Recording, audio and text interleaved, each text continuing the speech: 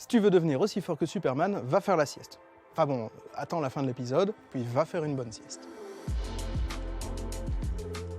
Ah oui, parce que plein d'études montrent qu'une sieste courte, c'est-à-dire environ 20-30 minutes, a plein d'effets positifs sur le corps. Je te détaille tout ça tout de suite. Une sieste courte, ça améliore tes performances mentales et physiques. Ainsi, tu libères ta créativité et ta productivité. C'est pour ça qu'il y a plein de sociétés qui sont mises à installer des salles de sieste pour leurs employés. Et puis, si tu as plein de problèmes à gérer et que tu es très stressé, eh bien, le cerveau recueille les informations et les classifie pendant la sieste. Et donc, pendant que tu ne travailles pas, tu travailles. Et si ton collègue est du genre un peu impulsif et colérique, à nouveau, tu lui conseilles de se calmer en salle de sieste parce que ça permet de réduire la colère et l'impulsivité. On a même découvert que la sieste permet d'apprendre de nouveaux gestes moteurs. Par exemple, si tu es musicien et que tu dois apprendre des mouvements compliqués de piano, à nouveau, un petit dodo. Et puis la sieste va aussi réduire les risques de maladies cardiovasculaires en normalisant la pression artérielle et le rythme cardiaque. Enfin, et c'est peut-être le plus important, ça réduit le stress et ça améliore l'humeur générale.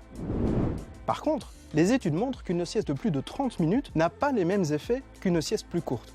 En fait, elle peut même être dangereuse. Et oui, le problème si tu t'endors plus de 30 minutes, c'est ce qu'on appelle l'inertie du sommeil. C'est le fait quand tu te réveilles que tu es désorienté et en fait fatigué après avoir dormi. Et puis si tu fais ta sieste en fin d'après-midi, surtout une sieste plus longue, tu peux perturber ton cycle circadien. C'est le cycle qui te permet de dormir la nuit. Donc au final, tu peux avoir moins d'heures de sommeil et être en moins bonne forme. Et puis pour des personnes de plus de 60 ans, des siestes plus longues, donc au-dessus de 30 minutes à nouveau, augmentent le risque cardiovasculaire. On a mesuré aussi qu'une sieste de plus d'1 heure par jour est associée avec une glycémie plus élevée, une pression artérielle elle aussi plus élevée, plus d'obésité, etc., etc.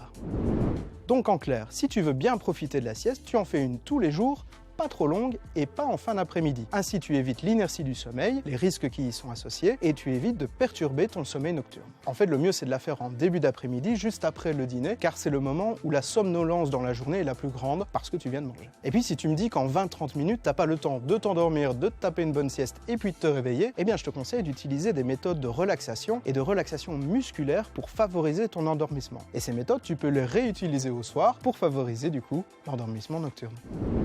Oh, n'oublie pas, la science est toujours avec toi, blablabla. Je vais me coucher, ciao.